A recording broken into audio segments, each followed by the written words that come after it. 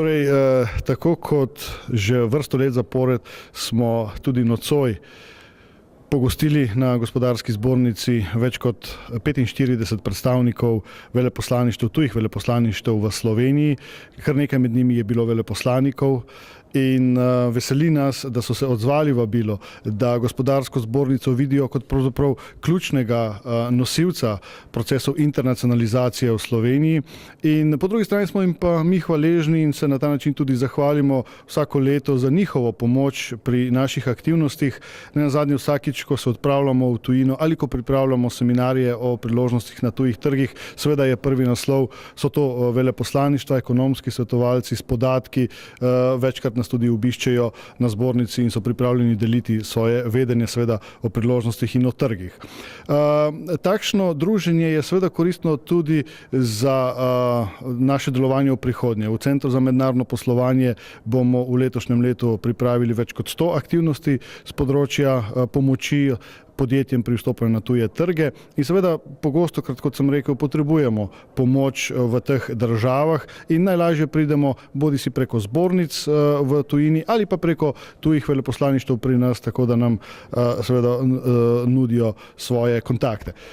Torej vsekakor se želimo, da bi imeli podobno leto kot leto 2010 in 2011. Seveda to leto je težko ponovljivo, je pa možno, seveda, če smo optimisti in razmišljamo v tej smeri, da je potrebno tako leto obnoviti na osnovi lastnega razvoja in seveda tudi, če ne gre drugače, akvizicij. Te ideje imamo in te ideje bomo planirano tudi v letošnjem letu realizirali.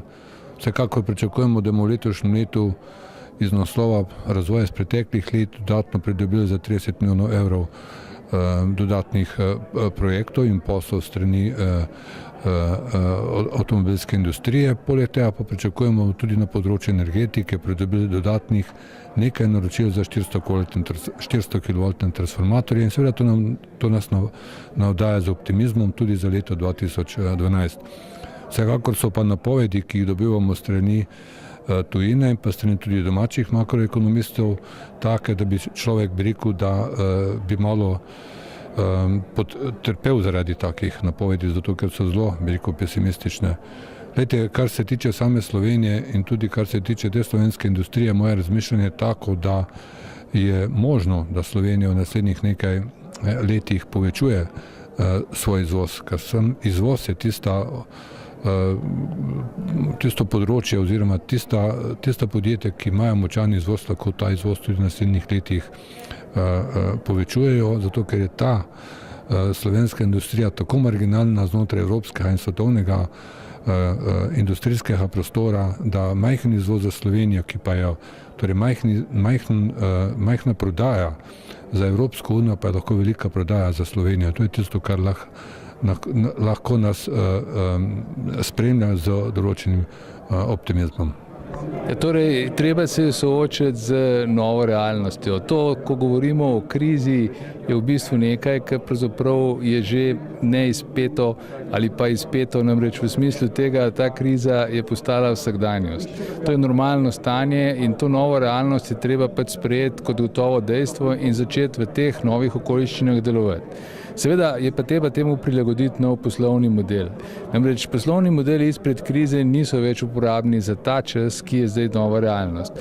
Treba je potem poudariti seveda, da finančni trgi so neizprostni in v zadnjem času vidimo to seveda tudi na slovenskem primeru, ko dejansko slovenski rezultati niso tako zelo slabi, seveda pa imamo nekatere pomanjkljivosti, predvsem nimamo nekih konsistentnih ukrepov, srednjeročnih ali pa vsaj kratkoročnih, ki bi Slovenijo nekako spravili v pozicijo, da se vidi, da napredujemo v pozitivno smer. Zato je seveda zelo težko presojati, ali bomo uspeli v kratkem te zadeve izpeljati. Nedvomno je nujno imeti tako kratkoročne, kot seveda tudi srednjeročne in dolgoročne ukrepe, s katerimi bi lahko slovensko gospodarstvo v teh težkih časih nekako začelo pridobivati potencial ali pa bom rekel vsaj neke nove možnosti za razvoj konkurenčnosti, ki je v zadnjem času padla. In vsekakor to pomeni tudi prednost potem na finančnih trgih. V nasprotnem primeru se bodo seveda na finančnih trgih naše možnosti še zmanjševale. In če rečem to v obliki pač rejtingov ali tistih najbolj poznanih naših, bom rekel, bonitetnih ocen, je verjetno pričakovati, da bo še nekaj časa potrebno, preden bodo ti ukrepi, če bodo sprejeti, seveda imeli veljavo in tudi učinke, in zato bojo rejtingi Slovenije verjetno v naslednjem obdobju še vedno šli navzdol. Zato bi bilo pametno, da poslovni subjekti, podjetja in vsi ostali računajo s tako situacijo in skušajo temu prilagoditi svoje delovanje. Vsekakor je pa najbolj pomembno, da obvladujejo ta tveganja in da ne grejo v tveganja, ki jih ne morejo ali moderirati ali pa modelirati. In to je tisto, kar tudi SID banka omogoča. Pomagamo slovenskim podjetjem tako pri moderiranju in modeliranju teh tveganj na eni strani, na drugi strani pa seveda pri financiranjih, torej v prvem delu gre za zavarovanja, v drugem delu pa financiranja. In v zadnjem času predvsem dajemo poudarek na tistem, kar mislimo, da je Slovenijo bistveno. To je prehod iz tako imenovane potrošniške družbe v družbo znanja. In pri temu seveda spodbujamo predvsem to. Naš zadnji program 150 milijonov evrov namenjen podjetjem za raziskave in razvoj je usmerjen predvsem v nove poslovne modele na raziskavah in razvoju, ki bodo omogočili rast, ne samo pač potencial v smislu razvoja podjetja, ampak predvsem delovnih mest, ki so v tem trenutku seveda tudi ključna komponenta vsakega razvoja. Ja, Slovenija in slovensko gospodarstvo sta absolutno povezana, tako da tisto, kar je rešitev za Slovenijo, je rešitev za slovensko gospodarstvo in obratno. Rešitev pa to, da najprej pogledamo resnici v oči, vidimo, kam resnično spadamo in se odločimo, kam želimo priti. In ko se bomo odločili, kam želimo priti, moramo tudi realno delati v tisto smer. To so pa vedno kratkoročni, srednjeročni in dolgoročni ukrepi. Kratkoročni so, da v ladji zakrpaš tiste luknje, skozi katero ti pušča voda notri, dolgoročni so, da popraviš ladjo, srednjeročni so, da popraviš ladjo, dolgoročni so pa, da narediš novo ladjo. In prav tako je treba narediti reinženiring družbe in ekonomskega modela, da bo uspešen.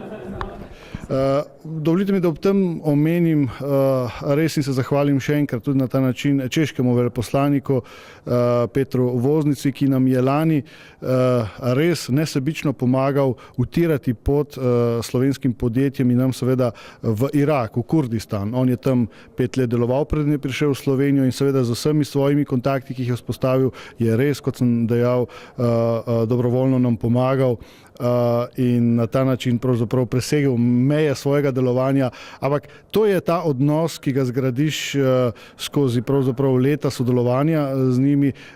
Ko enkrat dosežeš takšno stopnjo zaupanja, so seveda pripravljeni res na odkrito pomoč, kajti danes smo večkrat slišali v prezentacijah, pravzaprav moramo strniti vrste, predvsem vsi v Sloveniji, vse inštitucije in po drugi strani smo slišali tudi več pozivov veleposlanikom, naj nam seveda po svojih močeh pomagajo, da se izkopljemo, da izplavamo iz težav, v katerih smo trenutno.